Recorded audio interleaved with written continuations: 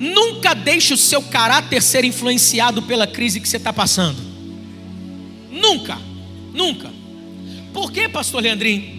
Porque Deus usa pessoas de caráter para mudar ambientes. Não, dá uma cotovelada de leve assim. Deus usa gente de caráter, querido. Deus usa pessoas de caráter para mudar ambientes. E a gente precisa entender. Por quê, pastor? Quando a gente tem esse entendimento, a gente não deixa nenhuma crise determinar quem a gente é. A crise não vai determinar quem você é. Eu só estou fazendo isso porque eu estou vivendo debaixo de uma crise. E está deixando o seu caráter ir por água abaixo? Não, não, não, não, não. A crise não vai mudar quem eu sou. Eu vou continuar sendo o mesmo.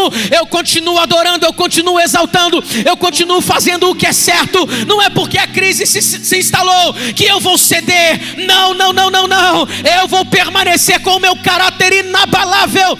Eu vou permanecer do jeito que Deus quer que eu permaneça. Eu não vou mudar.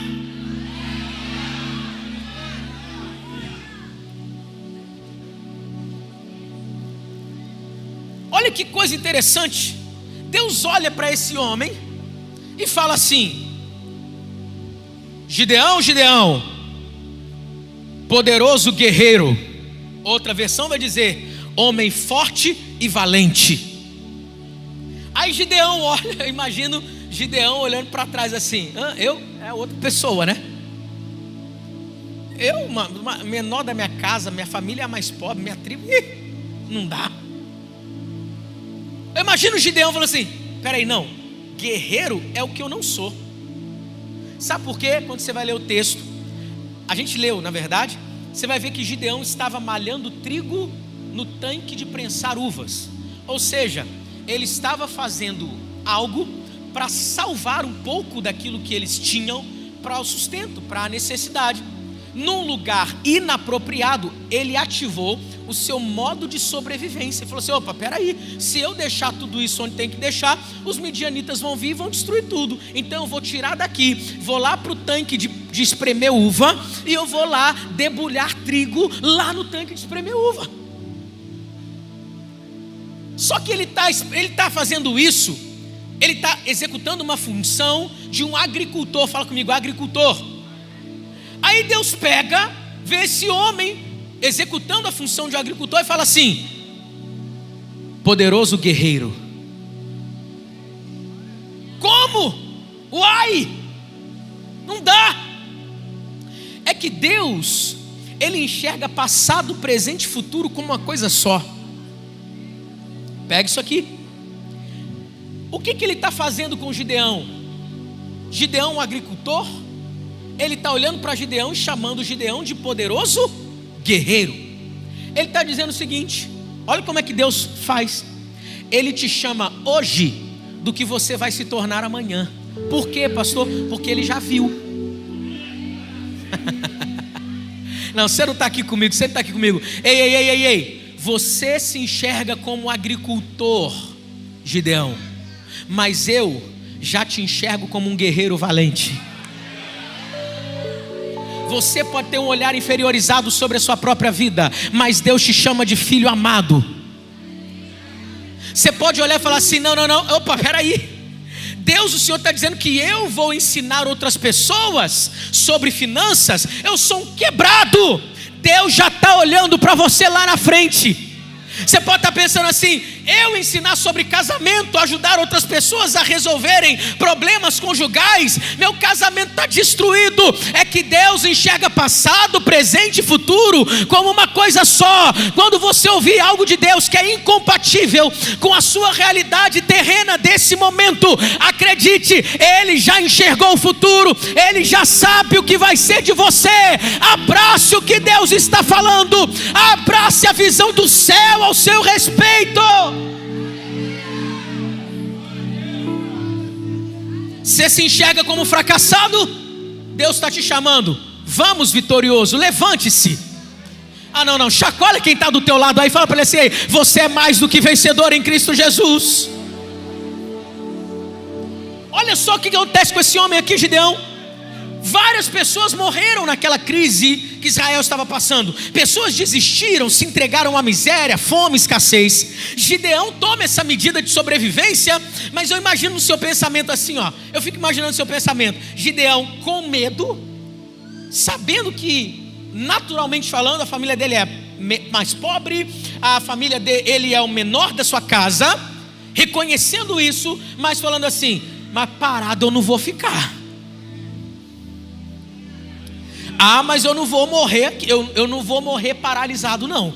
Se eu for morrer, eu vou morrer protegendo a minha colheita. Se eu for morrer, eu vou morrer protegendo a minha vida. Se eu for morrer, eu vou morrer protegendo a minha família. Gideão, eu imagino o Gideão falando assim, eu vou continuar até onde der.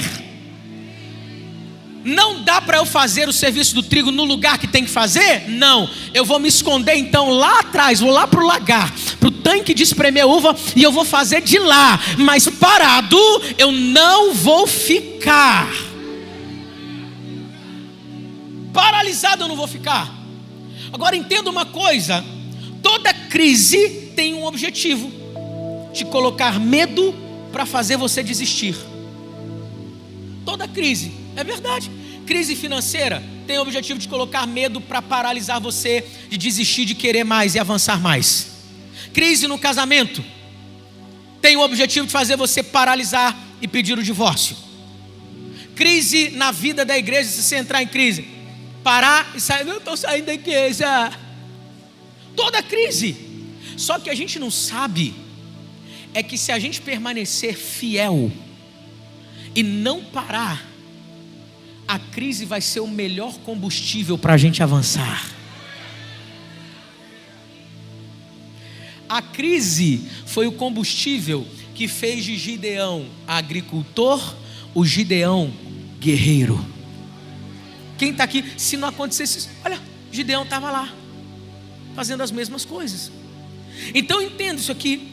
Tem pessoas que por causa do medo que uma crise impôs, simplesmente ficam paralisadas e não agem. Pastor, aí eu vou falar a frase clássica para você. Tem gente que fala assim, pastor, eu tô com medo. A frase, você quer que eu fale a frase clássica para você? Vai com medo mesmo. Eu tô com medo, pastor, de liderar um GC. Vai com medo mesmo.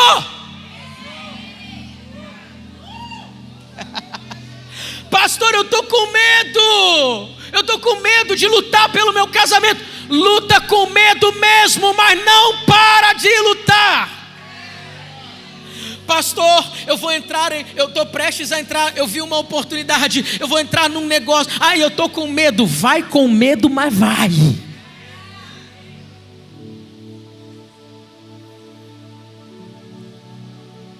Você acha que todo mundo que venceu é perfeitão e sempre teve coragem para tudo? Não.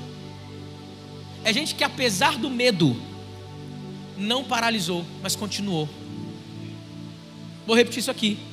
É gente que apesar do medo não paralisou, não se acovardou, continuou, prosseguiu. Tem alguém pegando isso aqui? Então Gideão pensa assim, eu vou até onde eu aguentar. Mesmo que eu faça num lugar inapropriado por medida de sobrevivência, mas eu vou com medo mesmo. Aí vem o diálogo de Deus com Gideão, e Gideão começa, aparentemente quando a gente lê o texto, a gente percebe que ele está reclamando com Deus. O Senhor não é o Deus dos nossos antepassados? Só que enquanto Gideão está reclamando com Deus, sabe o que está acontecendo? O próprio Gideão, talvez sem querer, ele está ativando a sua memória do que Deus é capaz de fazer. Não é o Senhor que fez na vida dos nossos antepassados? O Senhor não os tirou com mão poderosa daquele lugar terrível? O Senhor não abriu o mar vermelho? O Senhor não providenciou tudo para eles? Ele está reclamando, mas mal sabe ele que está ativando uma boa lembrança do que Deus é poderoso para fazer. Escute isso aqui, meu lindo. Lembrança é algo forte na nossa vida, é algo poderoso na nossa vida. Por causa de uma lembrança, nós podemos ser fortalecidos. É ou não é verdade? Tem outros textos na Bíblia? Tem. Olha só, Josué se lembrou, diante dos desafios de suceder Moisés na liderança do povo, ele se lembrou do maná durante o deserto, das maravilhas ao atravessar o Mar Vermelho, e disse: olha, o Deus que fez lá atrás, vai fazer agora também. O Deus que fez no passado, vai fazer agora também. Elias, diante das adversidades encontradas no ministério, ele se lembra de um Deus que multiplicou farinha e azeite da viúva de Sarepta. Davi lembrou-se do que fez com o urso e com o leão, antes de enfrentar Golias. Jeremias vai dizer, enquanto enfrentava oposição e rejeição no seu ministério, ele declara algo que tornou um dos textos mais conhecidos das escrituras. Coloca aqui para mim Lamentações capítulo 3, 19. Eu me lembro da minha aflição e do meu delírio, da minha amargura e do meu pesar. Lembro-me bem disso tudo e a minha alma desfalece dentro de mim. Todavia, lembro-me também do que pode me dar esperança. Cadê você aqui comigo? Graças ao grande amor do Senhor é que não somos consumidos, pois as suas misericórdias são inesgotáveis, renovam-se cada manhã. Grande é sua fidelidade. Olha isso aqui, eu digo a mim mesmo, Leandro, fala o seu nome aí, pelo amor de Deus. A minha porção é o Senhor, portanto nele eu vou pôr a minha esperança. A minha esperança não está no que o inimigo pode fazer contra mim. A minha esperança não está nos recursos dessa terra. A minha esperança não está nos diplomas que eu tenho. A minha esperança não está no contato que eu tenho. A minha esperança está no Senhor. Aleluia. Gideão não paralisa com a crise. Você também não vai paralisar-se. Ele não parou. O Espírito Santo falou ao meu coração: assim você é, filho. Você foi chamado para isso. Para quê, Deus? Para não parar. Não, vira para quem está do lado e fala assim: é só não parar. É só você não parar. A gente quer algo tão extraordinário, mas o ordinário é isso: não para. Não, você não está entendendo o que eu digo o que eu quero dizer quando estou dizendo não para. Você pode pensar assim: pastor, eu estou indo aos trancos e barrancos, mas está indo. Pastor, só Deus sabe como eu vim parar aqui na igreja hoje, mas tu veio. Pastor, eu estou com uma tristeza tão profunda, mas você não parou ainda. Você continua respirando, você continua. Pastor, meus passos são de formiguinha, mas tem muita gente que poderia dar passos tão gigantescos, estão paralisados. E você, do jeito que você consegue, você está caminhando, você se pega pelo colarinho e fala assim: não, eu vou fazer. Pastor, você não sabe, eu estou tão mal aqui dentro de mim. Mas você não parou, você não parou. Você não parou. Mesmo que o dia mal batesse a porta, porque bate a porta de todos nós. Então não é porque o dia mal chegou que você vai deixar de ser quem você é. Pare de se enxergar a partir da ótica da crise. Volte a se enxergar a partir da ótica de Deus. O que é que Deus está dizendo ao meu respeito? Deus está dizendo que eu sou poderoso guerreiro, então vou me comportar como um poderoso guerreiro, mesmo ainda estando na agricultura, malhando trigo no lugar de sobrevivência, no meu método de sobrevivência. Mas eu vou continuar, se Deus disse, eu acredito, e ponto final. Deus está dizendo, mesmo em meio a derrotas que eu estou tendo na minha vida, Deus está dizendo que eu sou mais do que vencedor. Então eu vou decidir me erguer e começar a andar como alguém que é mais que vencedor. Deus está dizendo que através de mim a minha família será salva, a minha família será salva. Eu vou ganhar os meus parentes para Jesus, mas a minha vida nem está daquele jeito, daquelas coisas. Mas eu vou começar a me levantar agora e vou abraçar o que os céus estão dizendo ao meu respeito. Deus está dizendo que você é filho amado. Deus está dizendo que você é justificado.